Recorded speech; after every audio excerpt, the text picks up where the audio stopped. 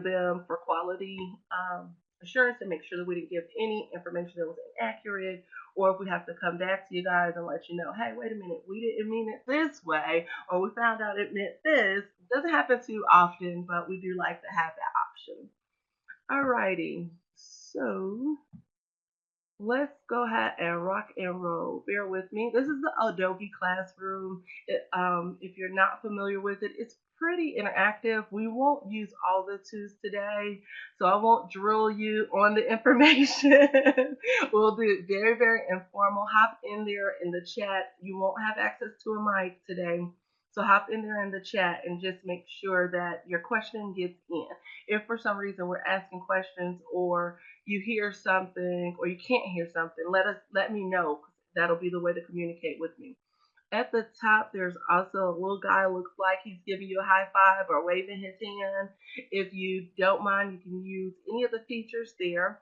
I am from the Midwest and I've been in the South for maybe 20 years, born and raised in the Midwest, but in the South for 20 years. So every once in a while, my dialect or my accent, more than a dialect, my accent gets a little strange, and people ask me to repeat things, or when I get into a very passionate place, I start speaking pretty fast. So if that happens, please, please, please, without second guess of yourself, please make sure that you say, please repeat that or slow down. It is absolutely okay. Alrighty. So what we're going to do, this is the game plan. There's two components to what has occurred. So the U.S. Department of Education Office for Civil Rights has issued what is considered a Dear Colleagues letter. These Dear Colleague letters are becoming more and more popular over the last probably 2 years. So this is the ADHD Dear Colleague letter. A Dear Colleague letter is, and I can't speak on what the Office of Civil Rights looks at it as, but for the regular person, it's almost like a courtesy letter. So in our industry, when we hear the Dear Colleague letters, this is clearing up some things. And it's also making sure that everyone is aware of what is occurring and what has happened. So this is going to be a guide that has been issued to discuss the new guidelines and regulations, or not necessarily new, but clear up what everyone feels or thinks ADHD is, or how it fits in the component of disability, where it falls in Section 504. All of these different things are going to be discussed. If I say anything and I use an acronym and you're like, hey, go back, DCL, what is that? And that's Dear Colleague letter. So if I use an acronym just because I'm just habitually, in my zone for whatever reason, please, please, please feel free to say, put it in the chat, question mark, so that I can go back. So I do apologize if that happens. I try not to do it often, but after we go through certain things, then I'll definitely start using more of the acronyms just because it's a little bit quicker for us. On the sidebar under notes, if you can find, well, start with the files. Under the files, you'll find the PDF, which was the letter that was sent to the parents. So if you are any foster parents on this line, because we did open up to our foster care community. No foster parents? Okay. So for your parents, the parents that you serve, you can also pull this and print this off, and that's their letter. And also recognize that any parent that made a complaint through Office of Civil Rights received this particular letter, and all of the liaisons, the special education coordinators, the parent dissemination network, all of the individuals who work with children, parents of children with special needs also receives this component of this letter. So you can pull that off the file share. If it comes easily, you can just click, highlight it, and click download, and then follow the steps, and you can have it to your computer system. Or under notes, you'll see the two components that we're going to discuss, which is the letter to the parents. So anything that they allowed us to know is in the educational industry, or as individuals working with the children directly and servicing the children and parents, they are letting the parents know that we know of this information. So we should be held accountable for this information. So definitely pull that. The other component, this is just a hyperlink under the notes, so you have to cut and paste it without the title. So, so cut and paste it, highlight it this way, and then cut and paste it. The same with the Dear Letter to Colleagues, which we're going to go through. So the Dear Letter to Colleagues was written directly from the Office of Civil Rights, again, making sure that we are aware of components that they are getting complaints about and where the Section 504, IDEA, FERP stands, or free education, free, um, yeah, right to free, I can't even, aye, aye. Mm.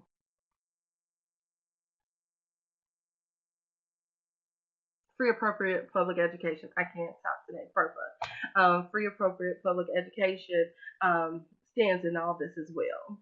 So we want to go ahead and um, click on that, and we can save it as well, or you'll have it and be able to download it or have it later. If you want to follow along, you can go ahead and go to the site and click it, and you'll have the information as well. Okay, so the resource guide, and a lot of this is going to be small, so I'm going to make it larger for you. Is that a little bit better? If I do that, does that help you guys in your screen? And you also can make this larger in your screen by pressing the four full arrows to make the screen full.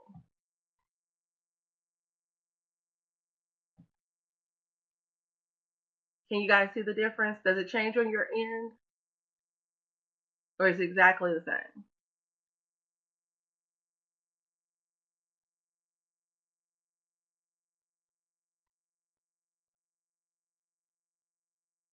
You guys hear me? Okay. Just the same?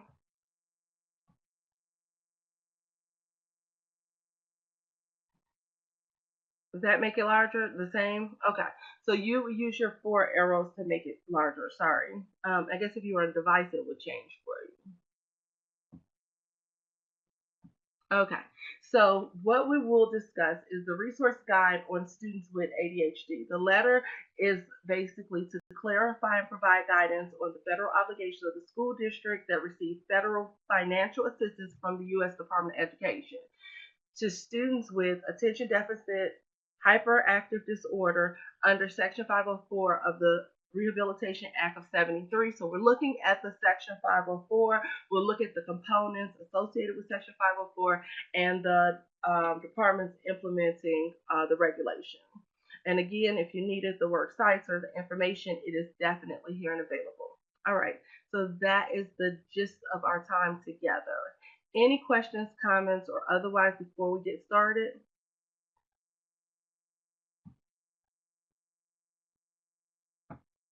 Okay. So students with ADHD in Section 504 resource guide. Under the letter to colleagues, if you scroll down, you'll see the resource guide. The scope of the problem or why we're even discussing this today is through enforcement efforts, the Office of Civil Rights have learned that many students with ADHD are still experiencing academic and behavioral challenges in the educational setting. Remember, if you are housed in a school district or if you're part of the CCP, the Early Head Start Child Care Partnerships, then you still will fall under any federal guidelines or individuals who need to receive the free appropriate public education. Okay. As defined by the department's regulations implementing Section 504. So the Office of Civil Rights investigations have revealed that students with ADHD could be denied FERPA or FAPE. I don't know why I want to keep saying FERPA. FAPE because of problems that school districts have in identifying and evaluating students who need special education or related services because of ADHD. When it comes to our role in protecting or supporting both the families, the children, and the parents, we have a responsibility. We cannot just look at it and say, oh, well, ADHD is a disorder and it's not a disability. We keep running into that question from time to time on the parent advocacy end, on the parent education end, and in the IEP meetings or during or before evaluation. So, right now, this courtesy letter or this letter to colleagues is basically saying This has to stop. This is a problem. We need to clear it up and make sure that everybody is on the same page around this. If you're 0 to 5, but you're receiving that federal funding and you are opening your doors for educational purposes, you will fall under Section 504. Remember that Section 504 is a part of American Disability Act. So this is actually a section in the part of American Disability Act. So Section 504 prohibits discrimination on the basis of disability in programs or activities receiving federal financial assistance. We have to be careful with how we're terming and how we're discussing these things with the teachers when it comes to them bringing us the information and saying the child is hyper, they're not taking their medicine, these sort of things, because now this is starting to be the problem. How is that child perceived under Section 504? Are we giving them reasonable accommodations? So this will include school districts. This documents school districts and public elementary and secondary school systems are used synonymously and include the local education agencies and the charter schools. So this is now saying charter schools are followed under this component. So if you are a local education agency and your charter school falls under, meaning you're still providing these services to the charters, then this is still meaning that it applies to you and how you're working with the children. The definition of the disability is the same under Title II, Section 504, and Section 504. Under these laws, and these are laws, a person, including a student with a disability, is one who meets any of the following criteria: have a physical or mental impairment that substantially limits one or more major life activities. So we're going back into Section 504 and those laws. Has a record of such an impairment or is regarded as having such an impairment. So if a parent, even at 3, which most people do not receive the diagnosis, most children are not receiving a diagnosis of um, ADHD until they're at least 4, but that still falls into the 0 to 5 category, guys. So at around 4, a child can be considered having the characteristics of, and at the same time, that DMS 5 or DMS 4 will start to be utilized to find out and evaluate a child's behavior. So we may see it because the children are in environments where we are conducting ages and stages questionnaires, where we do have several evaluation tools for even 0 to 3, and I'm sorry, 0 to 3 and 3 to 5. In the Head Start environment, you'll still fall under this component if that child or that parent says that the doctor has already diagnosed or is concerned about these components. Is regarded as having such an impairment. The other place we'll see this, and this is generalizations, is if children have been in fostering or have a history of fetal alcohol.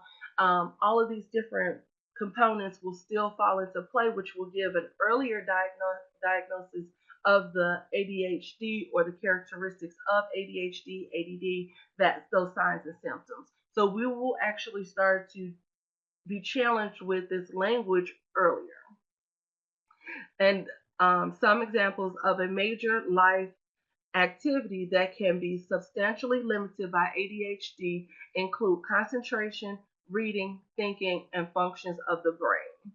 So if we are seeing any of this or all of the above, then we have to be responsive, because it's not just the fact that we're starting to see the one or more major life activities, we're also seeing a record of such impairment. So if the parent says that the doctor already wrote down or has them being evaluated or whatever information, then we have to convey that information to the teacher if you are not the teacher, and the teachers have to know that this does immediately create a consideration for.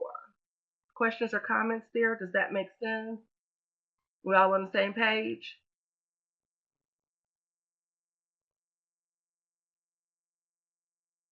Yes, no, maybe so.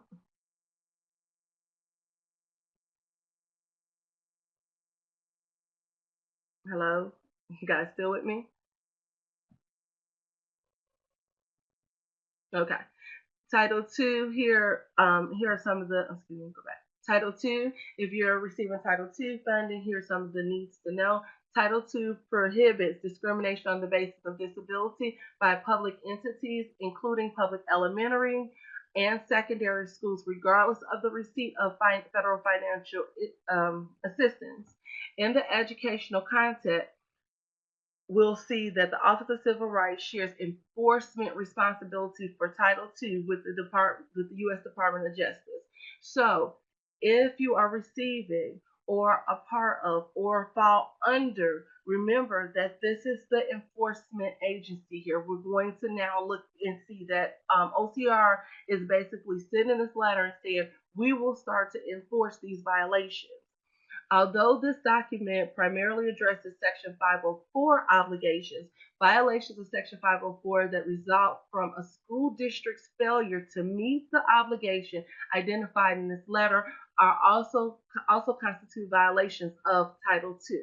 So with this, we can't take this lightly anymore. If a parent is saying, or you feel, or a teacher feels, or has noticed a significant delay in concentration, thinking, even hyperactivity, then we need to make sure that we are following the next step of assessment. There's no more, well, we don't know if the child has ADHD. We've been told not to categorize or to, deal with these characteristics this way. We don't do this in 0 to 5. We don't do that sort of thing cannot happen if you are in a program that is under the local education agency. Where you may fall into these categories is any child, or need to look at it a little bit differently, any child that may be receiving an IEP will fall under these considerations. To the extent that the Title II provides greater protection than Section 504, covered entities must comply with Title II requirements. Guidance on effective communication for students with hearing, visual, speech disabilities in public elementaries and secondary schools. So even though you're not necessary, if you're Head Start, you're under the public education system, you may still be considered Head Start, but if your funding or your partnership is still associated and attached with, you will still fall under the same category here. So a discussion of such additional requirements is beyond the scope of this guidance. So you can always go, and this is going to be again that letter to colleagues, and we'll be looking at that. The juvenile justice facilities need to know. The requirements of Section 504 regarding the provision of free, appropriate public education also apply to any juvenile justice facilities that receive federal financial assistance from the Department of Education, and the requirements of Title II apply to any juvenile justice facilities that is a program or activity of the state or local government. Office of Civil Rights and Department of Justice Civil Rights Division, dear colleagues, civil rights and juvenile justice residential facilities outline that component. So no one in here was with DJJ, but if you are, again, if you're public school and you house an alternative program that may be under consideration or under the DJJ system, if you receive a grant or any funding associated with, then you may fall under consideration. Charter schools need to know. Charter schools are subject to the same federal civil rights obligation as all other public schools. Charter schools include schools that are public schools of a school district, as well as charter schools that operate as local education agencies under state law. For additional information about the applicability of federal civil rights law to charter schools, see OCR's letter, and then there's another one, Dear Colleague Letter for Charter Schools.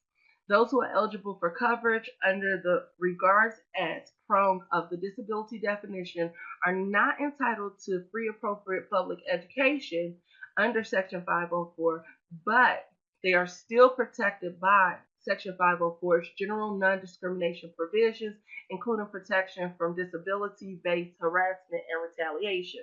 So if you have a private school or a charter school where the child or the child with the ADHD or who has been diagnosed with ADHD may not be entitled to all of free appropriate public education component. However, they still are entitled to reasonable accommodation and or discrimination provisions include protection from disability-based harassment and retaliation. So that family or that child cannot be just dismissed out of a program as a result of a diagnosis. We need to make sure that they're also supported, protected, and provided additional support. This is where pretty much your child find would come in, even though there's not that free appropriate public education piece. Every child will still be, every state will still be responsible for directing a parent or anyone with concerns through child find to receive additional services that they may be provided under the local education agency or the Office of Civil Rights. Head Starts and Early Head Starts child care partners need to know under Section 504, FAPE is the provision of regular or special education and related aid and services that are designed to meet the individual's education needs of the student with disabilities as adequately as the need of the students without disabilities are met and that are satisfied certain procedural requirements relating to educational setting, evaluation, and placement and procedural safeguards. For further discussion of evaluation and placement for procedural safeguards, you'll look at that page 9 through 30, and also, so they'll fall under that component, and individual education programs or IEPs developed and implemented in accordance with IDEA is one means of meeting the Section 504 free appropriate public education standards. So even though in Early Head Start we don't have IEPs, we still have the IFSP. This component will still satisfy the need. So as we're looking at Early Head Start as growing or these extension and expansion programs, if they are housed in a public education building.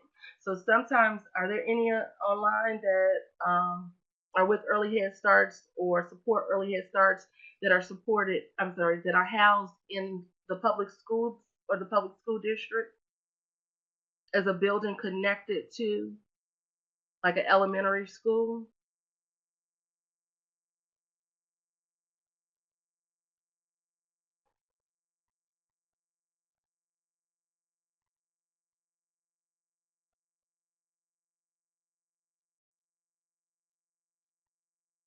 Okay, so yours isn't, Barbara. Okay. I see David typing. I'm giving him a moment. Okay, so not the early, but the regular. So then you will still fall under this component because remember in that transitional piece, you'll still have that IEP, and if the child has been diagnosed or needs to be evaluated for symptoms of or characteristics, not necessarily symptoms, but characteristics of ADHD, then it will fall under that same component there. Okay. Yep, it's going to fall under that same component.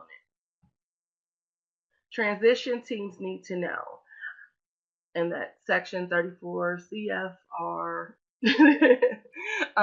as used in the IDEA Part B regulations in 34 CFR Part 300, the term Individualized Education Program or IEP means a written statement for which child with disability that is developed, reviewed, and revised in meeting in accordance with the previous sections here, and that must include a statement of the child's present level of academic achievement and functional performance, a statement of measurable annual goals, including academic and functional goals for children with disabilities who take alternate assessments aligned to alternate achievement standards, a description of benchmark or short-term objectives.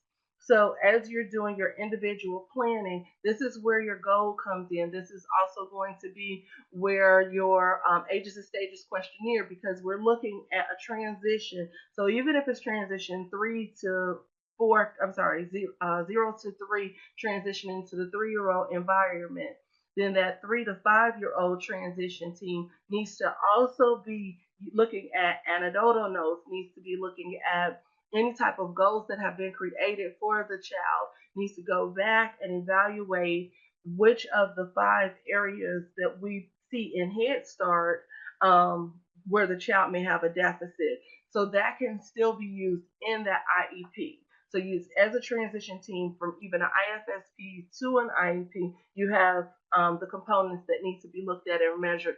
And then from the the IEP into, well, I guess the IEP would be 3 to 21, but annually as required, we need to have these written components. So it's not just a casual process anymore for children with ADHD. We can't say, oh, well, you already received a diagnosis from your doctor, and as long as the doctor has it on file, then we don't have to worry about it. It doesn't work like that. It still goes into the IEP, whatever plan that's already been created by the family or the family doctor, then that also goes into consideration. So this is a little bit different than what some people have been doing. Hopefully, at Head Start, we have been documenting every single component as we are looking at our documentation a little bit different based on Head Start standards. But it's not always seamless, and sometimes we miss it. And how does that show up for the teacher? So if you're putting teacher mentors in place, teacher coaches in place, you want to go back and make sure that the anecdotal notes are supporting the components so that they can have a present level of academic achievement. Because academic achievement in pre-K looks different than it does in 1 through 12. I see you typing. Barbara, I'm going to let you get your thought out.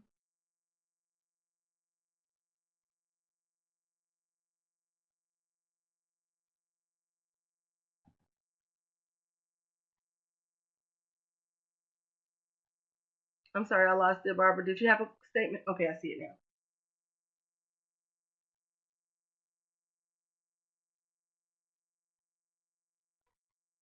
Give me 1 second, guys. We're going to let Miss Barbara get her thoughts out.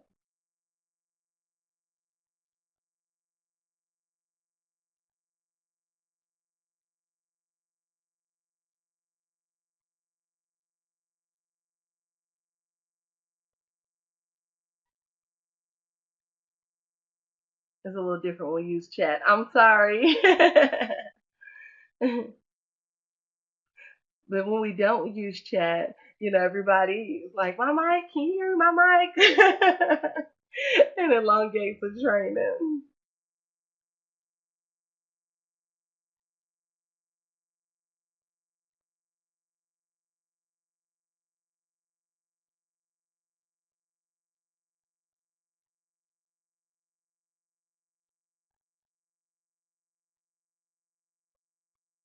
Okay, I'm gonna let you get your thought out. I'm gonna keep going, and then when it pops up, then I'll answer it, or we'll address it then.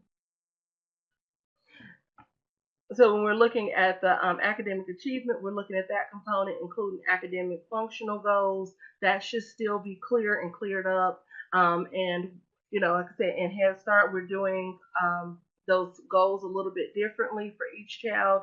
Their child portfolio will be supporting it, so we'll be looking at it and have a more accurate component there for them.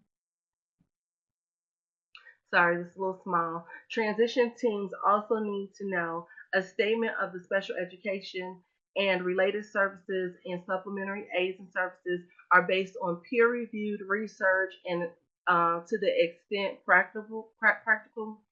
Okay, I'm sorry. Understand the difference between IFSP.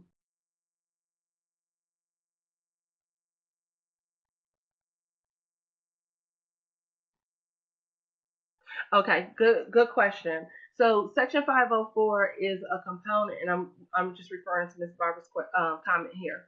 Section 504 is actually a part of the American Disability Act.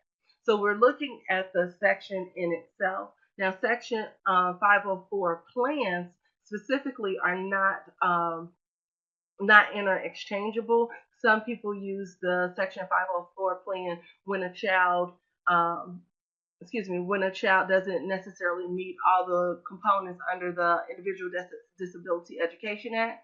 But when we're saying it here in this setting, right now, as of right now, we're only discussing the section of 504 in the American Disability Act. But in a moment, we'll actually discuss where. Okay, you can't hear me? Okay.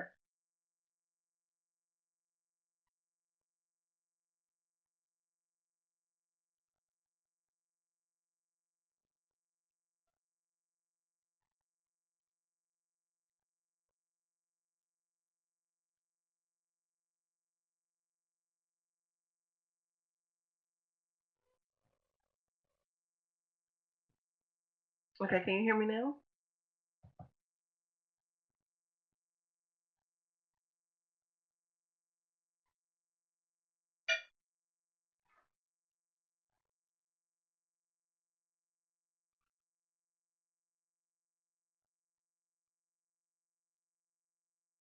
I'm sorry. But I think your question is going to be answered in a second. The section 504 is the plan. Oh, it's popping in and out. Okay, what you can do is probably just go back out and come back in, and it'll clear up any imbalances in the system. I'm sorry. But the section 504 is the part of the American Disability Act, and then the section 504 plan we'll discuss in a moment. So, excuse me, related services and supplementary aids and services based on peer-reviewed research to the extent practical, provide provided to the child or on behalf of the child, and a statement of the program modifications or support for the school. So this is all going to be components that the special education team needs to make sure that you have in place. Personnel will be provided a statement of any individual appropriate accommodations that are necessary. So this one right here is still in the IEP team, the academic achievement and functional performance of the child on state or district-wide assessment consistent with section 612A16 of IDEA. And if the IEP team determines that a child must take an alternate assessment instead of a particular regular state or district assessment of the student, a statement of why the child cannot participate in the regular assessment. Because a lot of times they'll say, well, you're only getting the section 504, so I'm sorry, we're just going to put you in an alternate test, or we're not going to include you in the test because you have an IEP, but that's not a reason why. So we have to definitely list why a child is being opted out of the or placed into the alternate testing pool. Now, this is the question that you had, Barbara. Though not, transition teams need to know, though not explicitly required by the department's Section 504 regulations, school districts often document the elements of an individual student's free appropriate public education under Section 504 in a document typically referred to as a Section 504 plan. So Section 504, in reference to the free appropriate public education, in reference to reasonable accommodations, in reference to documentation of these reasonable accommodations, that is all part of just Section 504, part of ADA. Okay. Then you have the Section 504 plans where individuals would like to say, hey, I need to have my documentation in place. I want to make sure that it's documented within my entity that these are the things that we're doing to provide these reasonable accommodations. Because we can say we provide reasonable accommodations, but if there's no document to back us up, if someone was to come and enforce this component with us, how will we support it in our environment? Well, in Head Start, generally through your documentation, your daily documentation, and what I will say, not just the planning, but some proof and evidence of the planning or proof and evidence of what is occurring in the day-to-day environment, then that should support you around Section 504, because you should be individualizing and supporting the teachers through individualizing activities, through documentation in your sheet saying that this is what was individually done for this particular child, this is what the modification was, this was the accommodation, and these are the anecdotal notes. So you're generally okay. So as you see, while there is no specific 504 requirement for such a plan, like an IEP, you have to have a written documentation. With Section 504 plans are not specified in or outlined in the section of 504. All right. So while there is no specific Section 504 requirements for such a plan or what the plan should contain, a Section 504 plan often includes the regular or special education and related services and services a student needs and the appropriate setting in which the student should receive those services, also called students placement.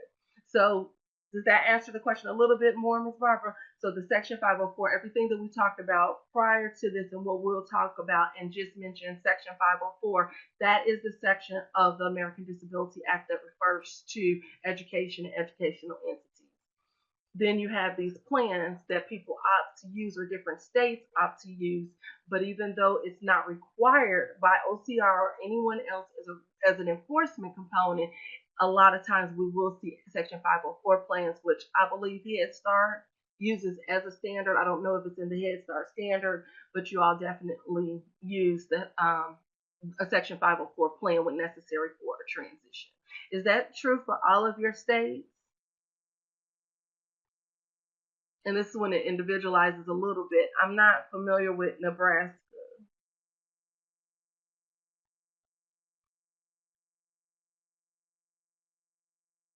And it's not even specific. Unfortunately, it's still not even specific by the state. It'll be the local education agency, which is generally the school district or the union if you're in a different area. So it's not, unfortunately, it's not specific and it's not specified from state to state. It may be specified from local education agency to local education agency. Good question though. Ms. Barbara, I see you typing. I'm going to keep going and then I'll stop when it pops up. Transition teams need to know a written plan is often a useful way to document what a school district engaged in, that a school district engaged in the process. So very much similar to what I just stated, in a process to identify and address the needs of a student with a disability and to communicate to school personnel the information needed for successful implementation. A Section 504 plan for a student with ADHD, for example, could include behavioral intervention, assistance with organization, and additional time to complete assessments or tests. So if these characteristics, or if at 4 years old, this is something pretty much around 4 or 5, so you still may be in your setting at these ages, this is where you would complete that Section 504 for students with ADHD, which we don't or should not see that often, but we definitely may start to see more because generally what we have done in the past is said, oh, well, we'll see, let them get a little bit older. That DMS 5 will pick it up when they're about 5 or 6. Well, now because most children are in our environments a little bit earlier, we may have enough information from 0 to 3 to catch the characteristics of, and you may start to see more evaluations done earlier, and the children may start hitting that. So that's kind of like the future of why this is so important in these particular environments, especially if you're working Head Start, going into local education agency, first through 12, or even if you're 0 to 3, then transitioning 3 to 5, and then moving forward. A Section 504 plan. If a student has a written Section 504 plan, going back to your statement, Ms. Barbara, it is vital that teachers and appropriate staff have access to the plan and that is implemented consistently. The OCR's experience, and this is one of the scopes of the problem, the failure to ensure appropriate access to the plan or otherwise inform staff of their specific responsibilities under Section 504 for a particular student often results in failure to provide free appropriate public education and equal education opportunities. Humongous call for OCR. So just make sure that if you have an IFSP team, that you start early and bringing the teachers to the meeting. If you have an IEP team, 3 to 5, that the teacher is a part of that meeting team. So even the head teacher, the individual who will be responsible for the documentation needs to happen there. If you are K through 12, then of course bring that teacher. Do not let that be a dismissive part. And I know that high school is a little bit more challenging in getting everybody together, but it just has to happen, because if not, and without that teacher really understanding their role in the process, then you see where it says failure to provide free appropriate public education or equal educational opportunity will be the result of such action. Okay? Things to consider. We're almost done. You guys are doing awesome. Things to consider. Implementation of an IEP developed in accordance with IDEA is one means of meeting the free appropriate public education standard under Section 504. So that is only one way that you meet that component. The Individual Disability Education Act does not restrict or limit the rights, procedures, or remedies available under the U.S. Constitution, the ADA Section 504, or other federal laws protecting the rights of children with disabilities, except that before the filing of a civil action under those laws seeking relief, that is also available under the IDEA's administrative due process procedure and subscriptions, and then you have F and G. So make sure that you pull that when you can, or go back through that training if necessary. Must be exhausted to the same extent as it would be required and had the action been brought under IDEA. So this is basically saying that if we're not enforcing, or I'm sorry, we're not using these best practices, we're not documenting properly, we're allowing ourselves to be dismissive, or teachers to be dismissive around ADHD, then there could be a process where individuals may seek relief. And if it goes back and we have not followed these components, then we will have to deal with the consequences of our actions there. So it's equally important for the teacher mentors to understand this component. It's equally important for teacher coaches to understand this component so that we can convey it to the communication practices of the teacher in that environment. ADHD is one of the most interesting ones because you're still dealing with a lot of basic characteristics for the development of age and stage appropriateness for 3 to 5 years old. So being excited, being easily excitable when individuals come into a room, all of these components may start to look the same. Where we'll start to see some of the other characteristics is when we get a little bit further in this presentation and really pinpoint some of these characteristics. And not, we don't want the providers to step over their roles, but we want the documentation in the anecdotal note to be reflective to the learning experience, and we would like to say plus or minus the ability. So what they saw in helping them go back to strength-based language in that anecdotal note, in that accurate description of, or creating an evaluation of an activity based on the social components, coming back in and giving that information will support and protect the Head Start community a little bit more when it comes to this. Any private, I think everybody here was Head Start, is that correct? Anyone not Head Start or supportive of Head Start, so that I can individualize that, because I don't want this to be, oh, well, they only said about Head Start, because that's not true. But these are things that I know that as Head Start people, you all definitely support in these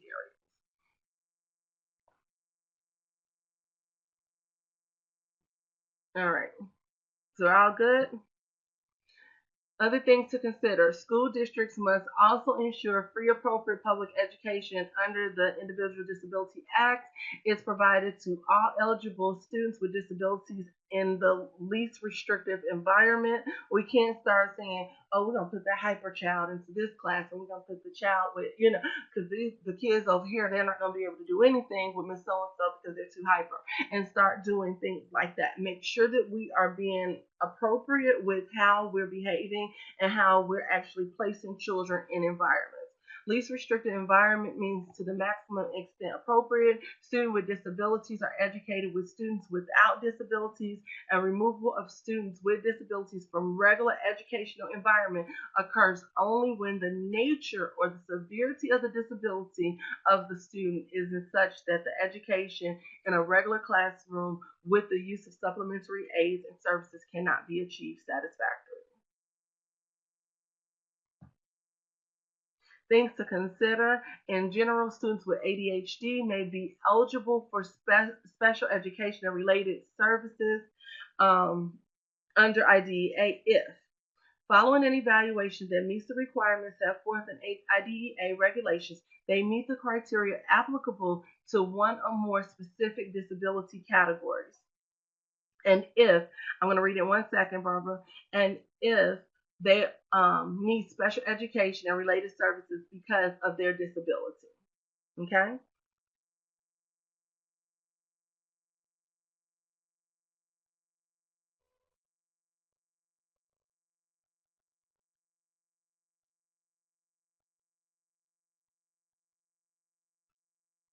Hmm.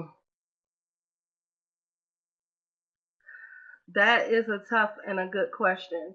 And one of the components that we're finding is the the title or the understanding of what a disorder is, similar to how we didn't understand the autism spectrum. Barbara, is one of the components and reasons why this is under such consideration. Which unfortunately there's several disabilities or disorders, including blood disorders, that a lot of the school districts were unaware of how to handle, or were not doing understanding where it fell into IDEA or Section 504. So even though it's there, it wasn't under the specified disorders the way that the Section 504 or IDEA placed it. So that's the reason that we're back to this. It's a good question, but we definitely run into this all the time. And it's what the parents are asking as well, is why haven't the Department of Education been looking at it and reading it this way, or understanding it in the context of my child with ADHD? Or even on the other end as the teacher, when we read it, maybe we're just missing it in context, or we're not looking at it from the exact same angle as it's read.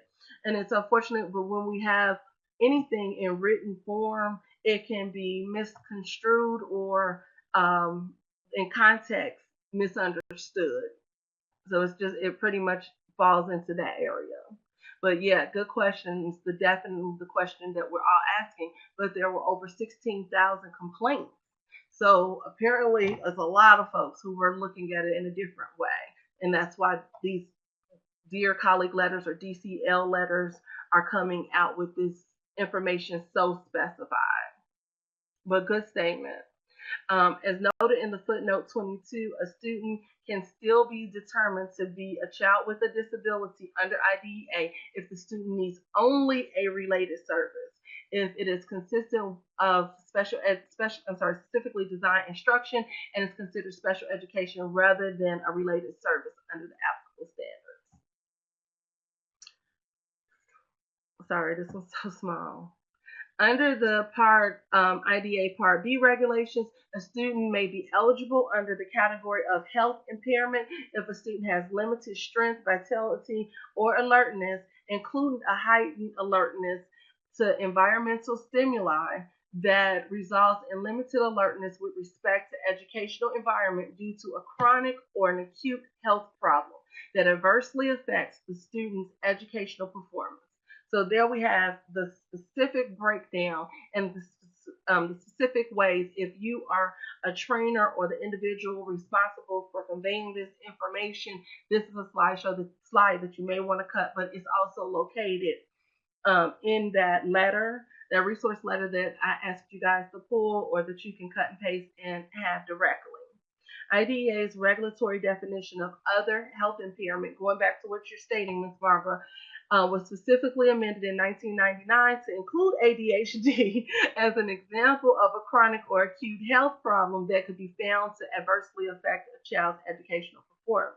Eligibility of under the IDEA for a student with ADHD is not limited, however, to the other health impairment categories. For example, students with ADHD can be eligible for services under the specific learning disability or emotional disturbance category if they meet the criteria applicable for those categories and set forth in IDEA regulations.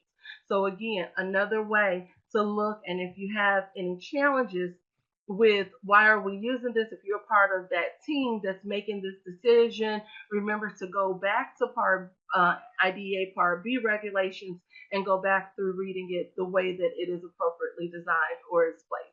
So back to what you're saying, Ms. Barbara, exactly. There's no one who really understands why or who or what and where the ball is being dropped, but this is the reason we go back through it and we just revisit it. So here's a couple of things to note. Note the following. Finding a student with ADHD ineligible for special education under the IDEA, however, does not relieve the school district of its obligation to evaluate the student as appropriate under Section 504.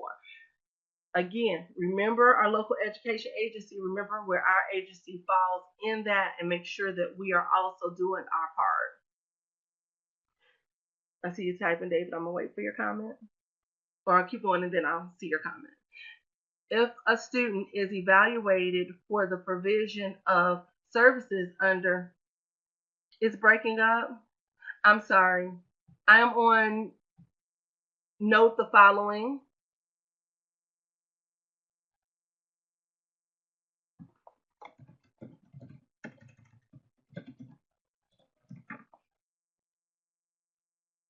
And you probably can sync it and it may come to you.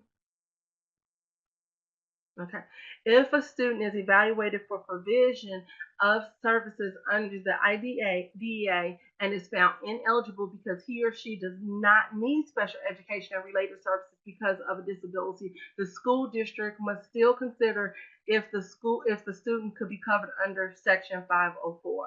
So it's not immediately dismissed, even if a parent says, "Hey, my child is already taking medicine for this."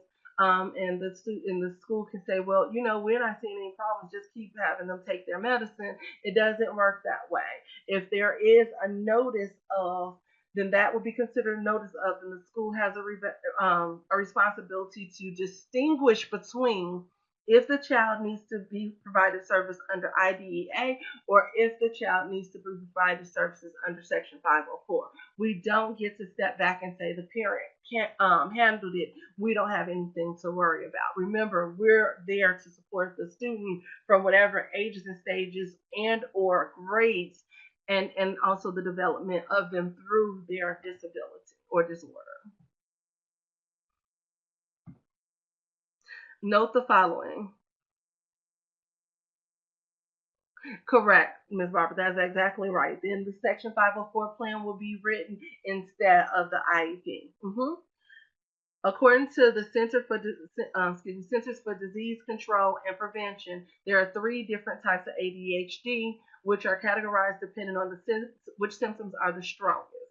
Predominantly inattentive type, predominantly hyperactive impulsive type, and the combined type where symptoms of the first 2 appear equally.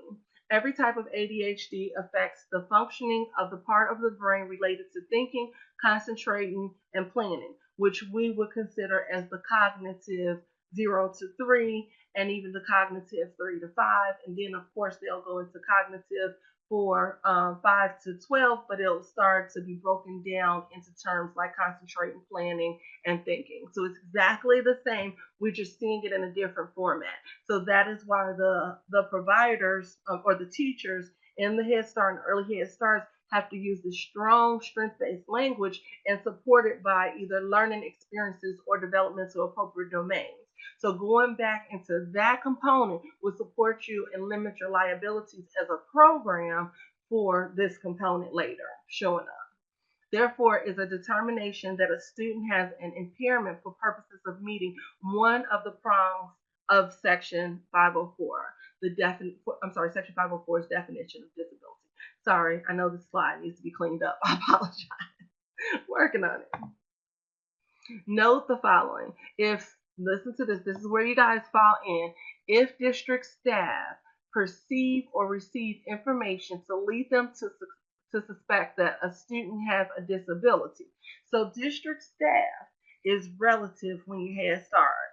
If you Head Start, pre-K Head Start in a school district, then you will be considered district staff. If you are under your local education agency, you are considered district staff. Does that make sense to you guys?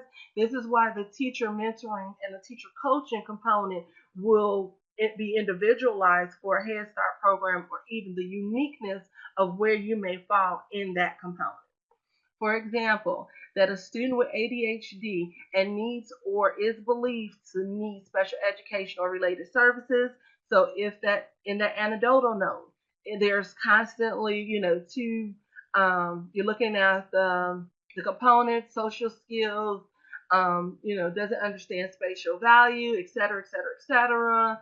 Or you're looking at even something like math and having a hard time concentrating on the topic in front of us, doesn't seem like it's connecting. There's a challenge with thinking about, the process, that sort of thing has to be strength-based in the anecdotal note to support the child's progress and also for the solution to be given.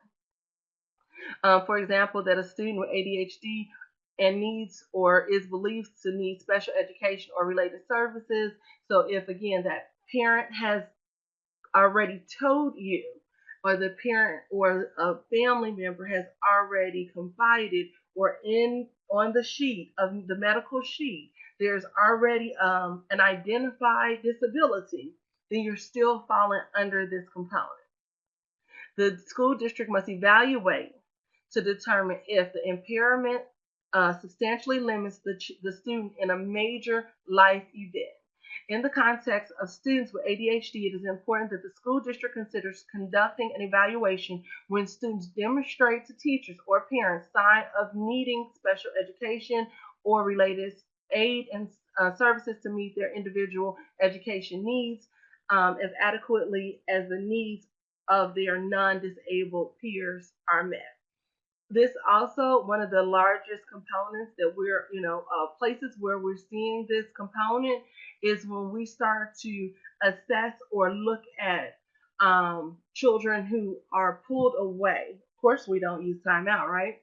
Are pulled away their counterparts more frequently in an academic setting. So even though we're not doing as much rote teaching, and we should not be doing any rote teaching in 0-3 environment, 0-5 environment. However, at time to time, we will start to see that if that is the case, is this child being pulled away from that environment and cannot handle it? How often and how frequently is this child being pulled away? We will start to consider that a red flag, because then you're falling into as adequately as the needs of their non-disabled peers are met. Okay, there's a couple of components there. Note the following: such signs may be considerable restlessness or attention inappropriate for their age and grade level, which is why that ASQ is so important and needs to be reevaluated, and the connection has to be met there. In the 3-5 environment, that ASQ needs to be stated, and an ASQ needs to be looked at and evaluated in the form of activity to activity to activity. The anecdotal notes need to be appropriate and strength-based, so you're not just looking at, oh, the activity looked well. Oh, the child enjoyed it. Oh, we need to be saying things around the social components, the social development, the social interaction. Trouble organizing tasks and activities. If you're doing patterns, AB patterns would be a place where 0-5, this would be more supported. these type of activities would be a great way to look at and see if this is a place where we have to worry or have concern. And if there is a place of concern, it needs to be noted again in that anecdotal note as that if activity or as those plans, lesson plans have been evaluated. Communication and social deficit may also be signs. No particular combination of the above is necessary for an evaluation to occur. For example, a school district must evaluate a student if it believes the student has a disability and believes the student needs special education or related services as a result of that disability, even if the student only exhibits behavioral and not academic challenge. And that's where one of the biggest myths I've actually seen occur is where we will start saying, well, there's no academic challenge, so we're not going to provide an IEP. Well, that's not exactly how this letter is reading. If there is, even if the student only exhibits behavior and not academic challenges, we still need to do the evaluation if we, have the other considerations in place. All righty. So is that clear? Are there any questions and answers? I think it's a total win. Yeah. I was thinking the same thing, Barbara. I think it's a total win. I think that it clears it up. It puts it into perspective. We really do need to look and evaluate all the situations as they stand and understand how it could still be impacted. And I know that most of you guys were Head Start, how that impacts you in the Head Start world with this news. Because then, as a transition team, then as a support for the children from 3 to 5, as the news is coming in, then the parents are able to get the information in the news report or the information. Any questions or comments, guys? Anything that you've been holding back and just wanted to ask? Does this make sense for you guys?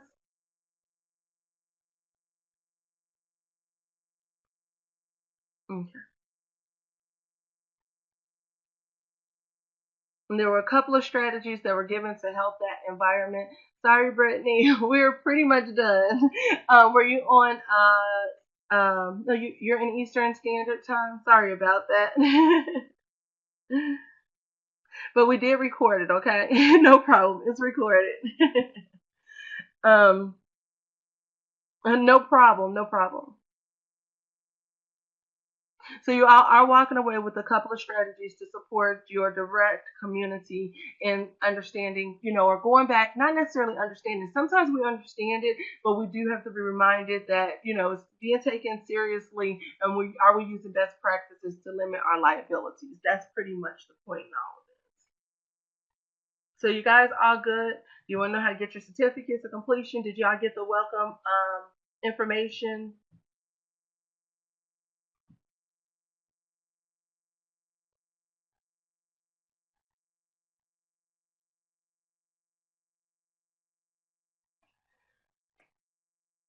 In your 10% count, in your 10% count, it should be utilized.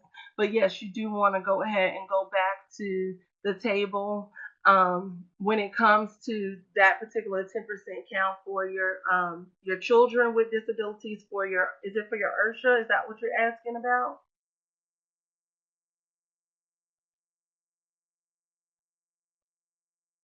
Okay. Yeah, you may just want to double check that, but that should be a part of your count. That is if the child comes to the table with that Section 504 plan 3 to 5, then that should be able to suffice. And then you'll still do your components per regulation and standard. I'm not sure if I answered it. I feel like I did, but I'm just not sure I gave you. Yeah. That's still evaluated by a doctor or a medical professional who can do the evaluation for the DMS5.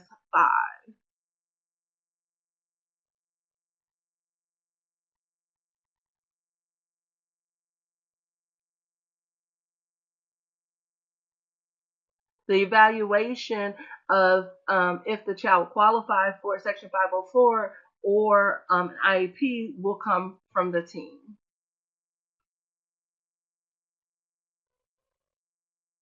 And I think it said here that we're looking at the characteristics, and it has to be an all or more. Yeah, the Center for Disease Control and Prevention kind of gives it and breaks it down here, but the symptoms have to be affected in more than one location or more than one time or place over a period of time consistently. The 10% rule for Head Start, let me pull it up for you. Give me 1 second. We'll look at it together. Bear with me.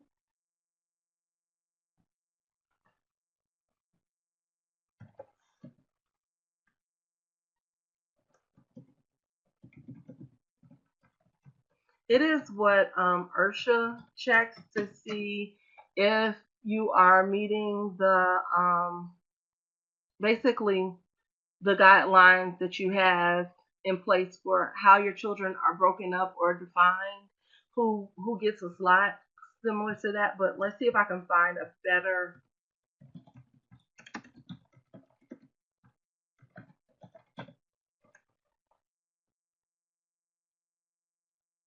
I'm pulling it up. Give me 1 sec.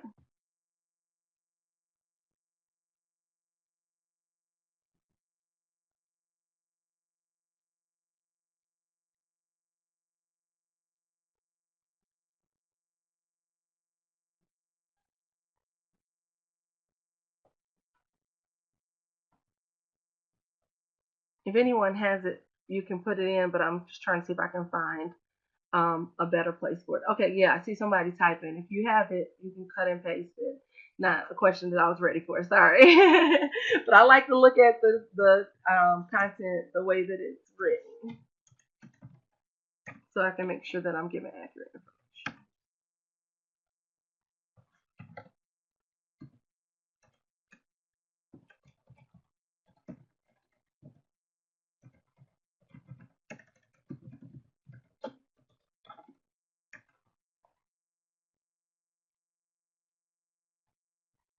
Okay,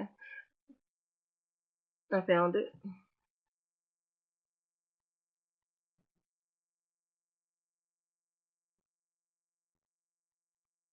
Let's see what you all found.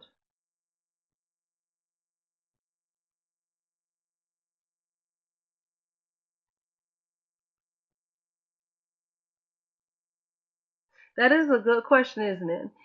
Here it is right here. I have it up for you, Athena. Bear with me. I'm gonna share my screen.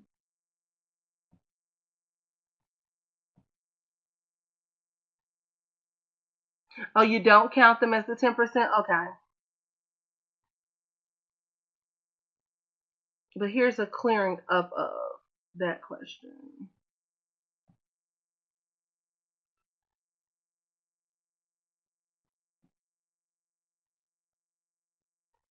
So here you have Head Start regulations require that at least 10% of enrolled children with disabilities explore these resources to learn more about specific disabilities and identify how to identify children. Let's see if it breaks it down a little bit more.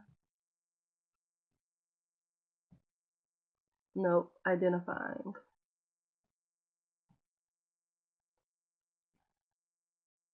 Developmental screening, hearing, follow-up, funding, growth charts, teacher, parent can accommodate for child's making own. Nope, it doesn't say that you can.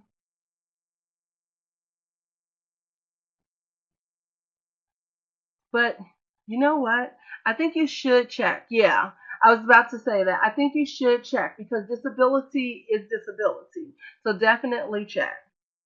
Correct, correct. IFSP, or 504 should really, really check on that and just double check and make sure that as you're looking at this particular component that you're able to identify and make the correlation there. But that's good to know, and it's always good to see in a room if we can, figure it out or work with it. Any other questions that you all have for you guys as peers or myself or colleagues, I should say?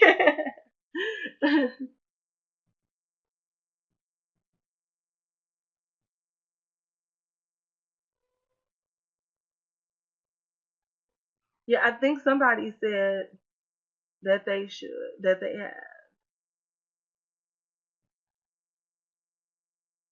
It's definitely something we should look into. Alrighty. So any other questions? If not, then you guys are done. Remember that you have your two components that you can go back and look at that letter and look at specifications. One of the areas that I would definitely encourage you guys to specify or to specifically look at. Give me 1 second. Let me pull this up. Bear with me. Is in the scope of problem. The scope of problem just kind of highlights a little bit. Oh, it's raining here.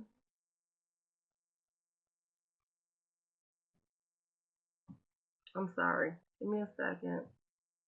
I'm looking. I never know where anything is. I don't know why I didn't close out everything. Okay, sorry. My world. Okay, so you all should be able to pull this up, the Dear Colleague Letter and Resource Guide. As you can see, it's dated July 26th. A lot of good information. Some of the problems are the following: students never being referred or identified by the school district as needing an evaluation. So you'll see it right here. These are some of the challenges. Students not being evaluated in a timely manner once identified, and school districts conducting inadequate evaluations of the student. So remember, under Head Start, you're still considered if you are housed in, or if a part of your partnership, or if your check comes from the school district, if you're a child care partnership, you still will be considered a part of that school district.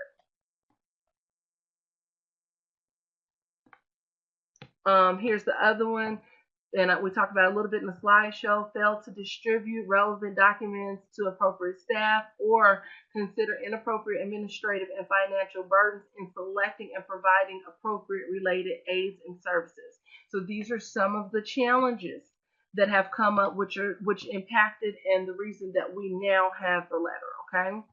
Here's another that no one really talks about. As outlined in Department's regulation implementing Section 504, school districts must conduct individual evaluations of students who, because of disability, include ADHD needs or are believed to need special education or related services, and must ensure that qualified students with disabilities receive appropriate services that are specific, based on specific needs, no cost, not based on stereotypes or generalized misunderstandings of a disability. That's pretty deep, and that's pretty great terminology for us all to be able to advocate a little bit differently and ensure that our understanding of this disorder does not fall into the place of a stereotype or a generalization. As long, for example, and it even specifies it here, for example, thinking that a child is on medication and does not need help or support. Let me see. So when you go into this, you'll see a little bit more about how specific this is.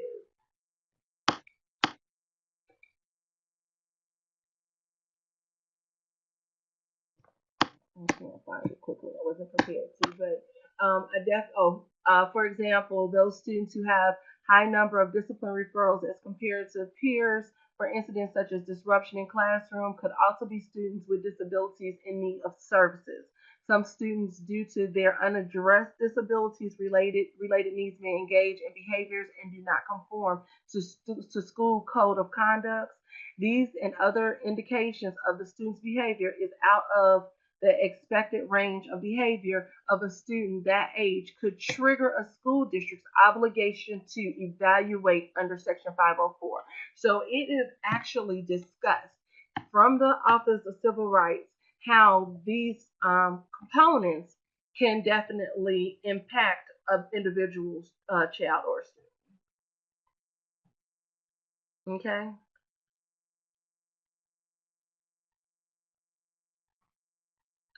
Yeah, remember we talked about, yeah, ADD and is without the hyperactivity. They did clear it up in the first component when it was referred to the CDC's definition, but I'm not sure why it's just written as such and not broken out to either or. But it does, correct. So it does meet the criteria for both, Barbara. I don't have the answers to why they didn't actually just define it just as ADD and or ADHD, um, which some people do. Yeah, it's still a humongous win. Correct. Any other questions or concerns or comments or anything that will help to individualize this information for anybody? Okay, if we're all good, just tell me we're good and we can be finished with this today.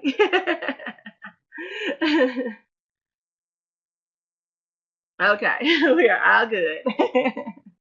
Alrighty, guys. Well, you all have been great. Always you can email me or ask me questions directly. I can definitely get you the recording. It'll be available for a week. And if you had technology challenges of any sort on your end, the recording should be clear. I had all green bars through the entire time, so the recording should prove to be a little clearer in areas where you may want to record, rewind, or listen again. I'll be sure to block out everyone's name in the recording. That takes me about 24 hours to make sure that my team is able to do that. And we'll check for quality or anything that we may, need to fix, if anything, but we'll make sure you get a good one. Donata.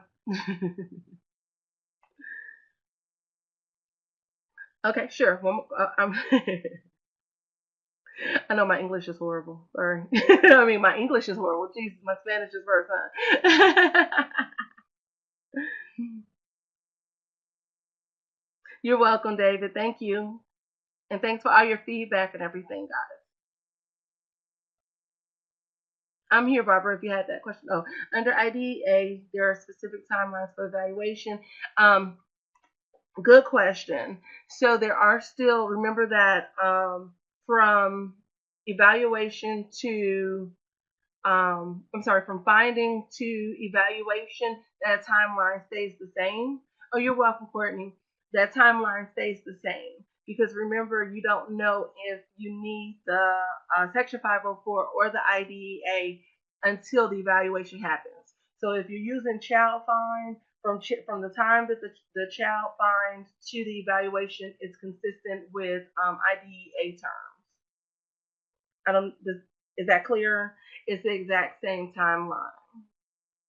And then after evaluation, then a determination is created for Section 504 and or for an IEP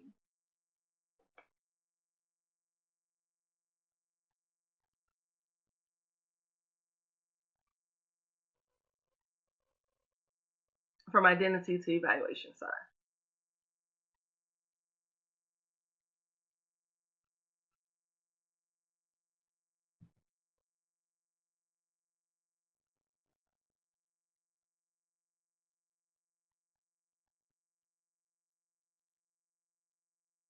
You guys were awesome. All right, I'm going to stop the recording. Oh, wait, Miss Barbara. Did you have another question?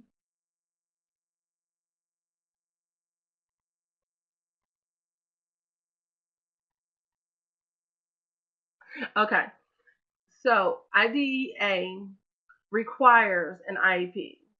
However, evaluation to IEP, to the determination, is still required under all of this. I'm sorry. Okay.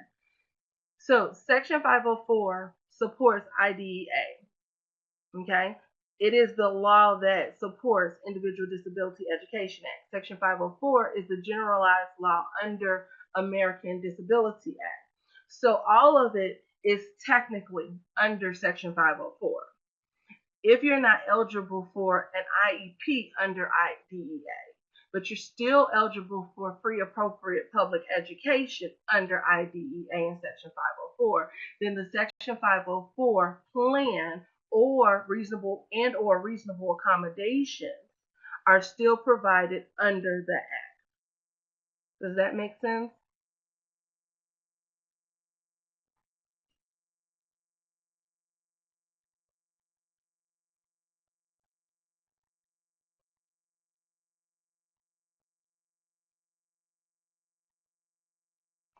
It's a good question.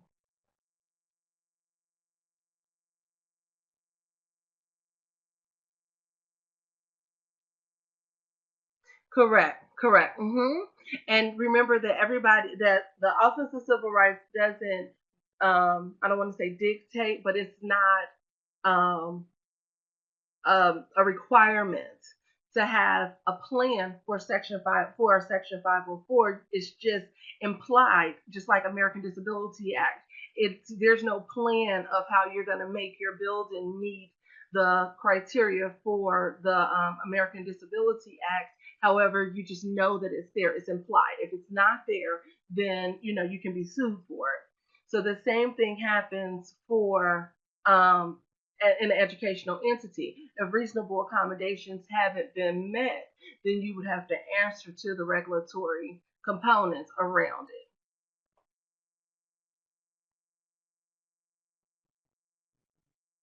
Yes. No problem. Yeah, the PowerPoint presentation is a part of the recording, but we don't have just the PowerPoint presentation on it alone.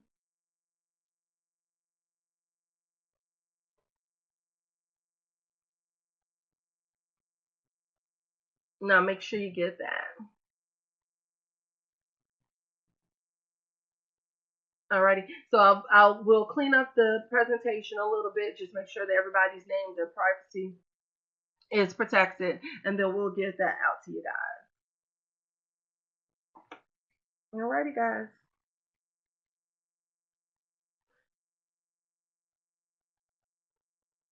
Okay. Well, take care, guys.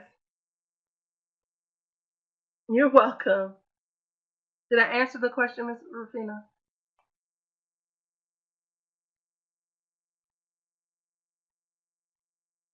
All right. Okay. Take care. Bye bye.